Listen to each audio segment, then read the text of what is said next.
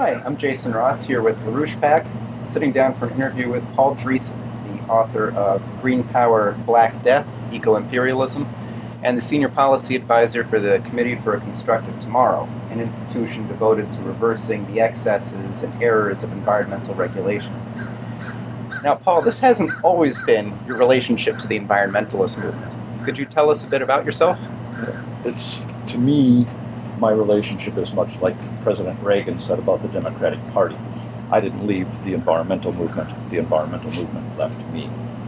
And the gist of it is, we started this movement back in the 60s when I was still in college. I was part of that initiative. We had major pollution problems, water and air quality, all kinds of issues. And over the years, because we developed new laws, new regulations, new attitudes, new policies, a whole new mindset about the environment, we took care of those problems. We met our goals and went way beyond them. For example, pollution levels from the early 70s for the main, what they call criteria pollutions, NOx and SOx, sulfides and nitrous oxides and all those, are down at least 72%.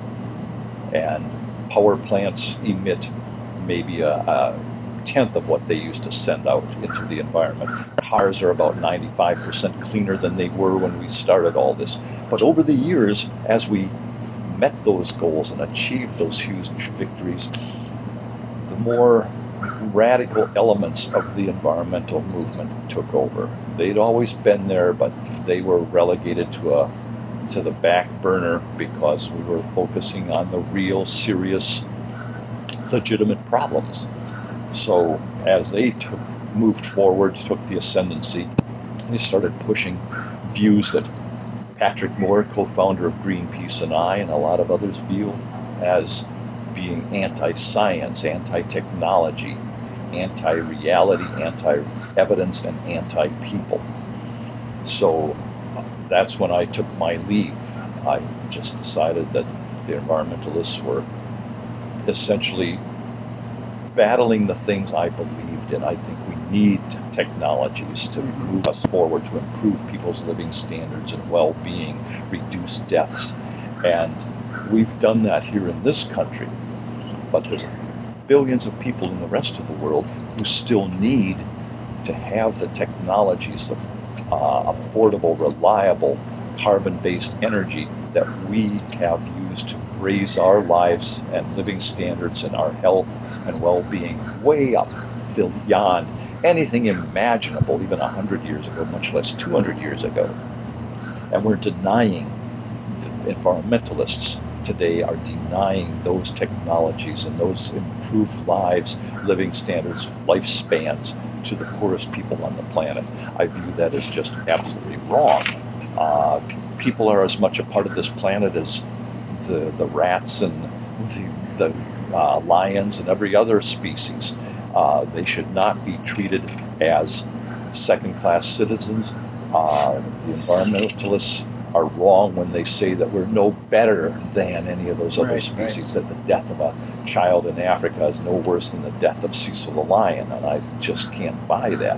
And yet these anti-energy, anti-GMO, biotechnology, anti-DDT, anti-pesticide policies, anti-carbon energy policies are killing literally millions of parents and children in these countries every year. One of the things that these groups sometimes point to, they call it the precautionary principle. They say it's possible that we're going to face great threats in the future. Global warming, climate change, extreme weather, the threats to bird eggshells in the case of DDT. And they say that to avoid these threats, we have to take action now. What do you say to that? Well, let's start with DDT, eggshells. Joel Bittman did the original study, a doctor up in Maryland, and he concluded that the DDT was thinning the eggshells, and that was causing the birds to crush them and kill the embryos, and this was causing a decline in the eagle populations and other bird populations. But somebody pointed out that the diet he was feeding these test birds was grossly deficient in calcium. Well, calcium is the main component of eggshells. So Dr. Bittman, being an honest scientist following the scientific method, went back and he redid his experiments using the proper feeds, and there was no eggshell thinning because of DDT. When he tried to publish those new findings, Nature and other science magazines refused to take his new work to publish it, because they'd already taken a stand and they were not going to back off on DDT. So this is just one more example of the lies about DDT, but this brings you into the precautionary principle. They don't want to use DDT because some environmentalists, extremists, anti-pesticides say there's a possibility that DDT or its metabolites like DDE might possibly have an impact on lactation in nursing mothers or on childhood development of the brain cells and so forth. They don't have any evidence that this is happening, but because they raise the possibility, they say that no technology should be available, should be used, should be implemented, brought to the public access, unless they can prove that technology has none of these adverse, imagined, exaggerated effects. They don't want to talk about the impacts of their policies or the precautionary principle or the denial of these technologies. So if you take DDT away, 1 million people, mothers mostly and children, die from malaria every year. So shouldn't that be factored into the precautionary principle? I mean, there you can show a very direct link between the lack of this powerful insect repellent and insect killer to the deaths of millions of people and the disease of malaria in billions of people over the years. And yet that's part of the precautionary principle you're not supposed to ever talk about. So it's basically a sledgehammer that's used where the environmentalists don't like a technology, don't like living standards, don't want to let people improve their health and living standards. That's when they bring up the precautionary principle. Right. They don't want it applied to their own policies, which is where it really needs to be applied. Right.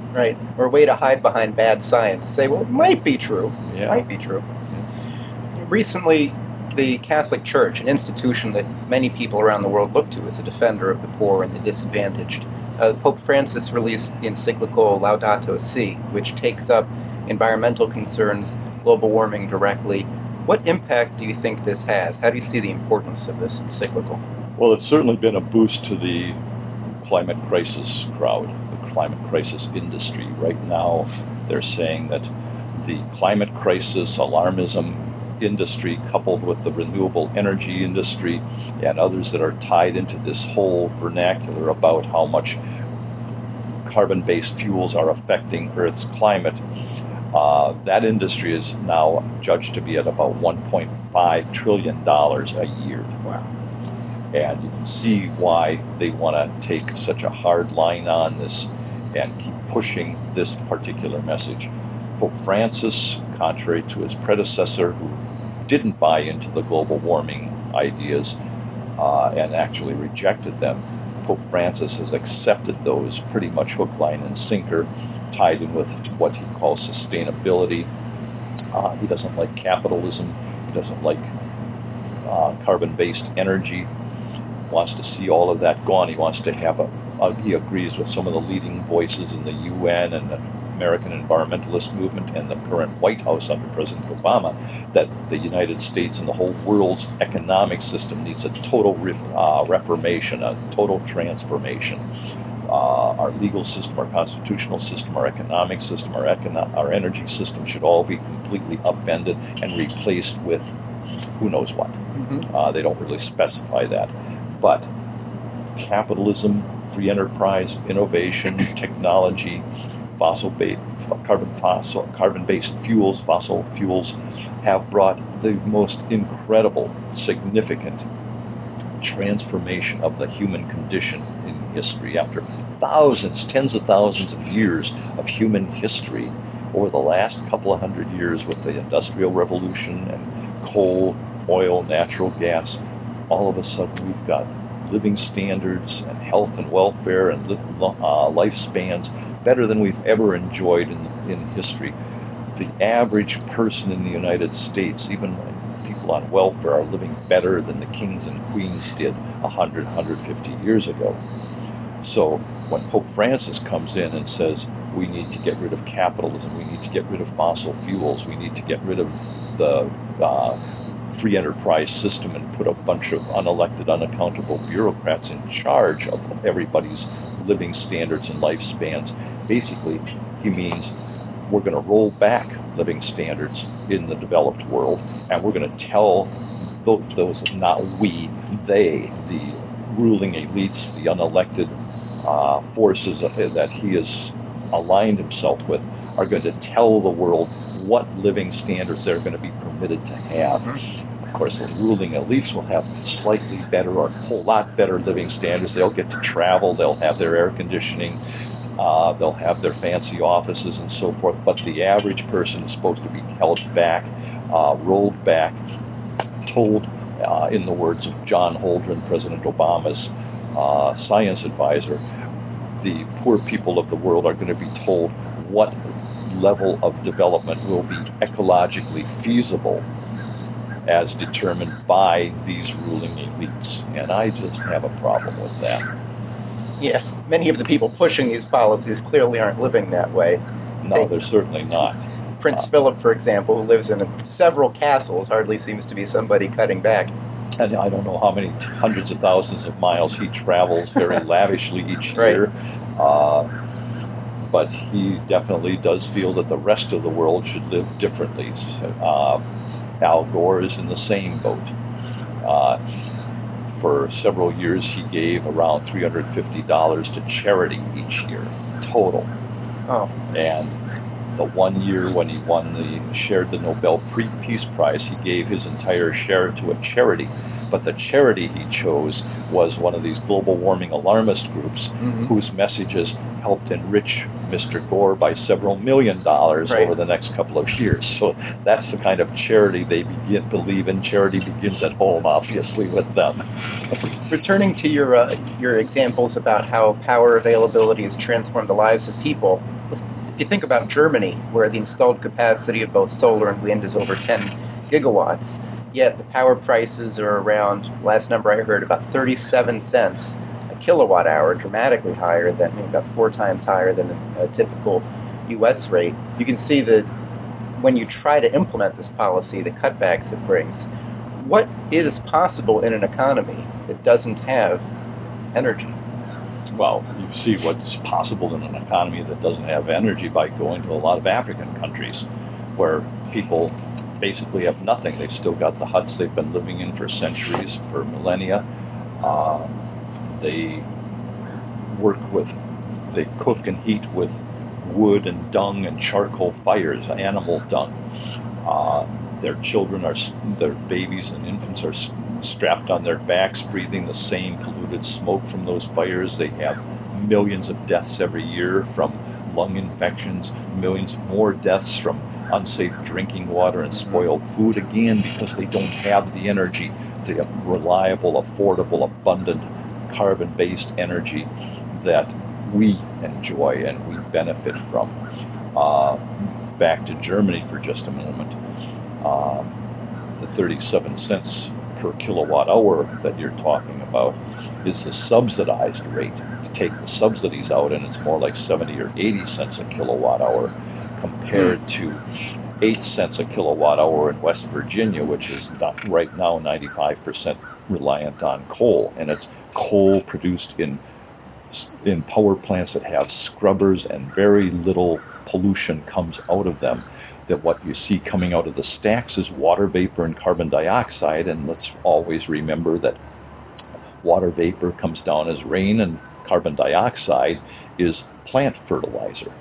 Nothing on planet Earth would be here, including ourselves and the trees out here, would be here without carbon dioxide. And the more we have in the atmosphere, the better, the faster, the more robustly plants and crops grow. So those are all things that need to be taken into account. And when you're telling these countries in Africa, as President Obama has, that we're not going to provide loans or grants to build fossil fuel power plants, and they need to get by on wind and solar, which are far pricier. It's energy when it's available rather than when you need it. It's basically telling them, put a solar panel on your hut and have a 1 cubic foot refrigerator and a light bulb and a charging station for your cell phone, and that's the most that we're going to allow you to develop. Or have a wind turbine for your village. Yeah. Again, energy available when it's available, not when it's needed. And people are going to be kept in those impoverished conditions for the foreseeable future under those policies. I find that inhumane, a crime against humanity, and just immoral. We can't allow it. And they describe it under the grotesque name of appropriate technology. Oh, yeah. That's what they call appropriate in these nations. What they define as appropriate, which doesn't apply to them. Right. Yeah. On the political front, there is another Conference of Parties conference coming up in Paris at the end of this year, and there's a major push to get an agreement among nations on reducing CO2 emissions at this. Do you have any thoughts on this upcoming conference? Well, first of all, whatever is going to come out of it from our perspective here in the United States is going to be a treaty. Not an agreement, not some little scrap of paper. It's going to be a binding commitment, a binding treaty between the United States and other countries and with the United Nations if President Obama gets his way and gets something like that developed by and agreed to by all these various nations. That means it needs a 2/3 vote by the Senate. It's not a 2/3 vote of disapproval, but a 2/3 vote of approval. I don't think that's ever going to happen, and I think we need to let the world know that the United States is not going to become a party to some treaty that binds us and tells us we have to roll back our energy use, our carbon dioxide emissions, and our living standards to satisfy the climate cartel, the climate crisis industry. I think also you're looking at a lot of countries that are only going to sign this because they think they're going to share in this $100 billion, with a B, billion dollar a year transfer of wealth from developed countries, or what I call FRCs, formerly rich countries, because we've already battered our economy so much with these anti-technology, anti-energy policies. I don't think that money is going to be there, number one, but this is what these countries expect, and it's the number one reason they're looking to sign an agreement like this. They want what they call climate mitigation, adaptation, and reparation money. So even if the money does come, or even if a portion of that comes, the other thing that the people in these developing countries need to know, the ones that are being held back right now by all these policies against them building fossil fuel power plants, is that it's not going to be the average person in these countries that gets any of that money. That money is going to end up in the pockets and the Swiss bank accounts of the ruling elites, and the average person's going to get nothing. Maybe, as I said, a solar panel on a hut. And they're going to continue to live pretty miserably and die young, be exposed to the same diseases they're fighting day after day right now. So I don't think this is going to be a good deal. Moreover, the way it's structured, it's only going to be countries like the United States that will be bound, required to roll back their energy use, their carbon dioxide emissions, and their living standards. So countries like China and India and Indonesia, every other country is going to be building coal-fired power plants at the rate of a power plant a week or faster, and the carbon dioxide levels in Earth's atmosphere will continue to rise. So even if you believe that carbon dioxide has replaced all the incredibly complex, interrelated, powerful natural forces that have ruled climate change from Earth's beginnings throughout human history, even if you believe that, the Earth's atmosphere is going to continue to increase its carbon dioxide levels, and whatever the United States does will have no impact whatsoever on Earth's climate. And in fact, even EPA has admitted that its policies that's jamming down our throats right now, that are killing jobs all over the United States, impoverishing families, raising energy prices, even with all those policies, EPA says 85 years from now, the year 2100, they will have prevented global warming to the tune of 0.03 degrees Fahrenheit. Not even 1/10 of 1 degree. You can't even measure this stuff. So this is what we're looking at coming out of the Obama administration in the form of EPA regulations or a climate treaty. That's a bad deal for us. We think the Iran deal's bad. This is just as bad or worse, and it will have repercussions throughout our economy. Poor and minority families are going to get hit the hardest. Blue-collar families will see their jobs, their industries wiped out. And again, it will only be the ruling classes that benefit from this. Not a good idea. No. Returning to your theme about discussing the immorality of these actions, to tell countries you can't develop, you're not able to live as a full person. One field of human thought where concepts about man's role in nature, the concept of human identity, is religion.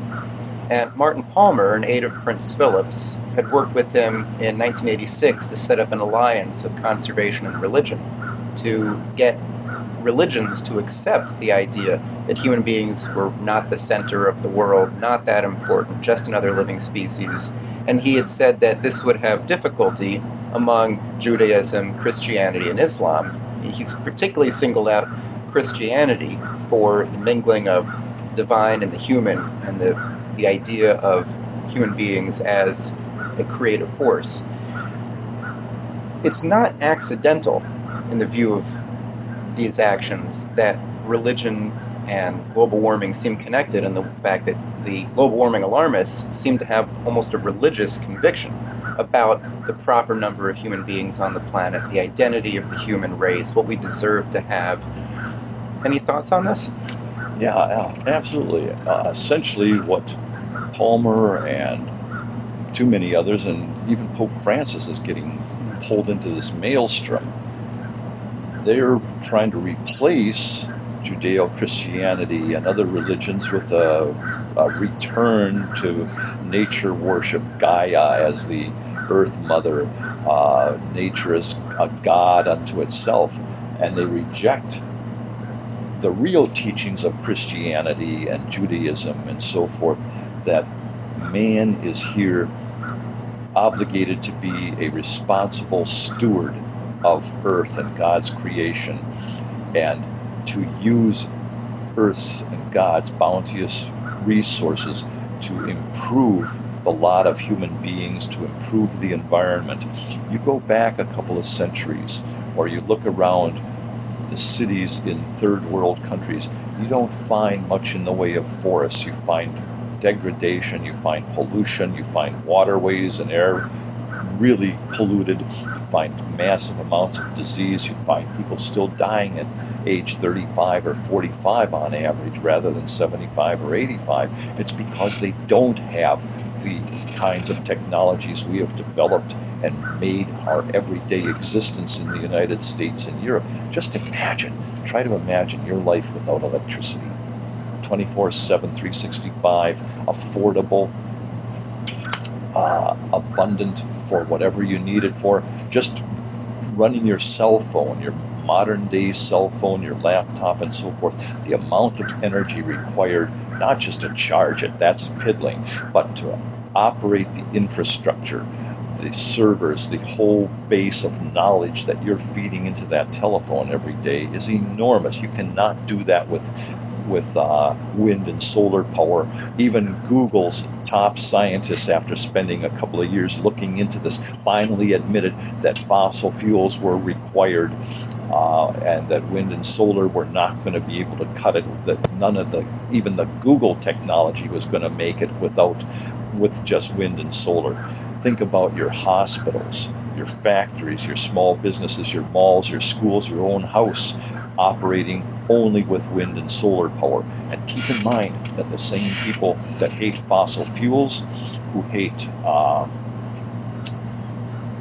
any carbon-based energy and are crazy about global warming, they also detest nuclear power, hydroelectric, anything that really can provide more reliable, affordable energy. They're against it.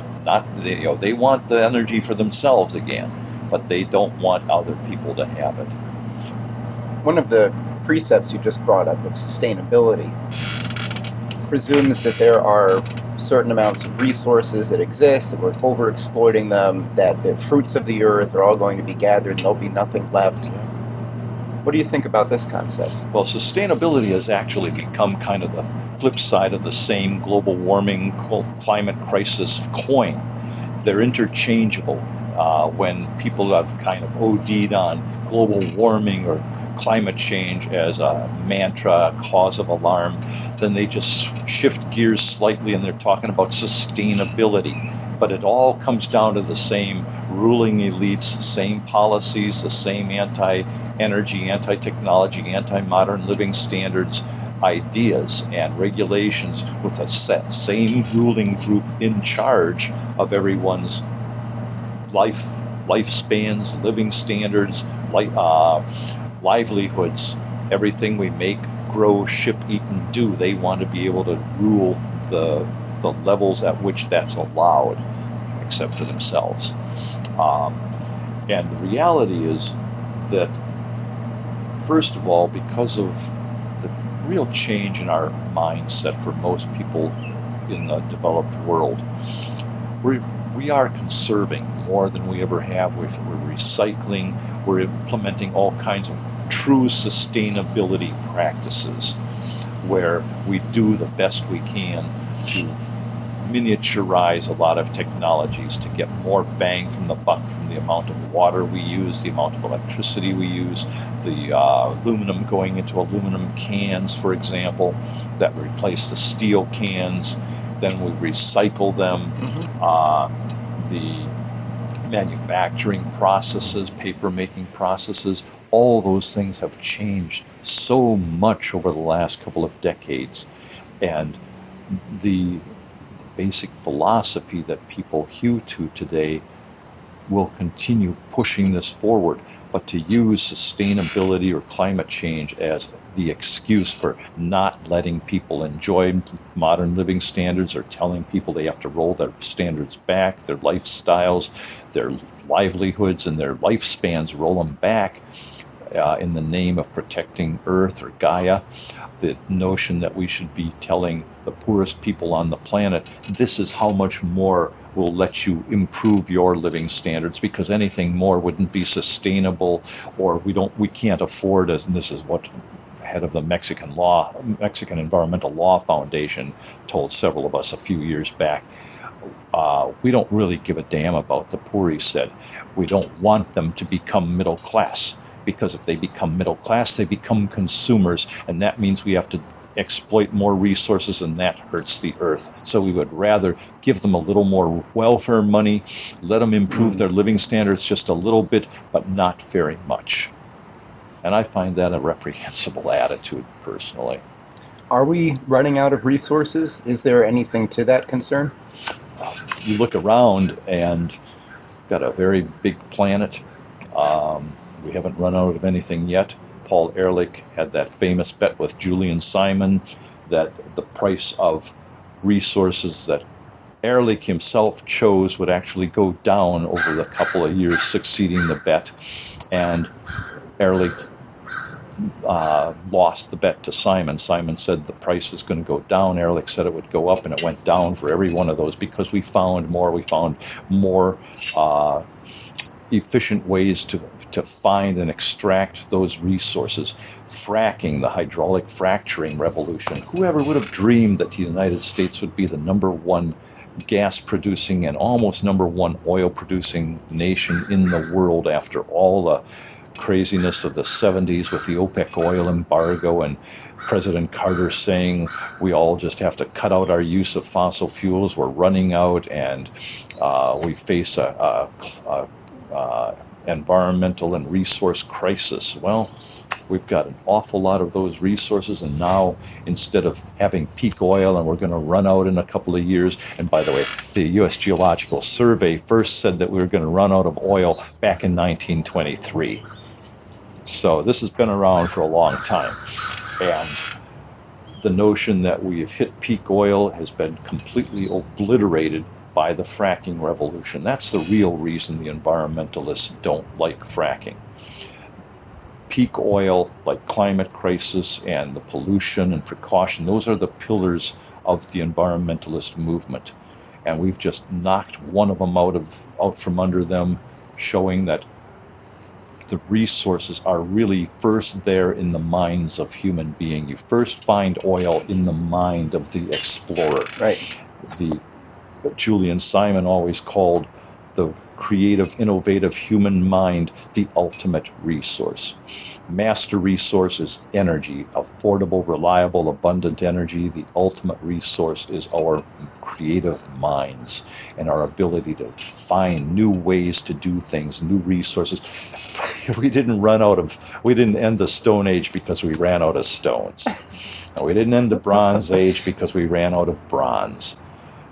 What we're going to run out of is the resources that the environmentalists, the Obama administration, and other people in government prevent us from getting access to. If they close off the land and say you can't go in there and explore, if they close off the ocean areas and you can't go in there and explore and drill, if you can't find your rare earths that I'm absolutely positive we have in great abundance right here in the United States, but nobody's allowed to go into the places where they are likely to be found, you're going to run out. And the prices are going to go up. And people are going to do without their living standards, their jobs, everything's going to be decimated. People are going to die earlier. And it's not because we're running out of resources, it's because certain groups prevent us from finding and developing the resources that we need for modern science and technology. Going back to this whole notion of sustainability, Gro Brundtland, who was Premier of Norway and became very high in the United Nations, had a definition of sustainability that current generations should only use the resources that are not going to affect the needs of future generations. Well, how do you do that? I grew up a few miles from the first house in the world to be powered by hydroelectric energy, hydroelectric electricity. I look around, all these technologies, just in my life or the life of my father, who was almost 97 a year ago when he died. Airplanes, cell phones, computers, laptops, the amazing computing power you have in that little bitty cell phone that you're taking around now. Video cameras, everything we make and do and use today is a brand new technology that basically didn't exist a few years ago. How do you predict today what technologies future generations are going to have, and therefore what raw materials they're going to need to make those technologies? It cannot be done. So the whole concept of sustainability as a political force, as a political ideology, is stupid and unworkable, and it's being used as another hammer to keep people pounded down and prevent them from improving their living standards and well-being. With all the problems in sustainability, environmentalism, the failures of these power schemes, why is it that this ideology has taken hold? What's missing in people's understanding that made this possible? Well, I think what's missing is what the hardcore environmentalists don't want to talk about, which is the human and real environmental impacts of their policies, of their ideologies, of the regulations that they're imposing on us. And I find it really ironic that the people who began this movement out of concern for the well-being of people and the environment, and who wanted free speech on campuses and free speech in Congress and free speech in the news media to be able to advance their ideas and their solutions for what were then very real problems, not these illusory or manufactured or exaggerated problems of today, but really serious environmental pollution problems. People dying of all kinds of diseases still back in even the 60s and 70s, and even today in poor countries around the world from diseases we haven't even heard of in the United States here. Malaria, for example. But all of a sudden, once they got their message across and we changed our policies and our attitudes, and they took over the universities and the high schools and the media and so forth, all of a sudden free speech is verboten. You can't have free speech. Kirsten Powers, commentator with Bill O'Reilly every night, liberal, has written a book on how the left is silencing free speech and the horrible implications of doing that, whether it's on our college campuses where some lucky schools get a little 10-foot by 10-foot free speech zone and everybody else is prohibited from speaking on campus. You can't offend anybody except if you're part of a certain unselected groups. You get to be offended by the speech and the attacks all the time, but you can't offend the protected groups. Right, you can't bring up inconvenient or uncomfortable issues or questions. That is where a lot of this has gone. So to me, our job is to stand up and not be silenced and bring up these inconvenient truths, these inconvenient questions, force them to deal with it. Al Gore will not debate anybody on climate change. He won't even take a question that that he has not pre-approved before his little lectures on climate. Hillary Clinton refuses to be interviewed on anything. Barack Obama gets very petulant and petty when somebody asks him a tough question. And you see this all the way across the environmental movement, the UN, Michael Mann, any of these people that are involved in sustainability, climate alarmism, and so forth, transformation of the world's economic system. Cristiano Figueres, the head of the UN's climate organization, they don't want to talk about any of these inconvenient, troublesome crimes against humanity that I bring up. And we need to do this over and over, and we need to tell the stories of the people whose lives are being destroyed, whose children are dying, who themselves are dying because of these anti-energy, anti-insecticide, anti-fertilizer, anti-GMO policies that are being jammed down their throats. These are good technologies. Obviously, sometimes you can have a technology that's abused or accidents happen, but to say that these technologies should just be eliminated because of that and replaced with who knows what, or replaced with nothing. Again, the power elites don't want to give up any of their power, any of their living standards and lifestyles, their ability to fly off to Bali or Copenhagen for climate conferences, but they want to tell everybody else they can't fly, they can't have air conditioning, they can't have modern lifestyles and living standards, and they don't want to be held accountable for any of the mistakes they make or the deliberate harm they cause. I think it means a real serious house cleaning in the UN, the EPA. Let people know what the environmental movement has become. It's not what they think it was, or what they think it is. It's a $13 billion U.S.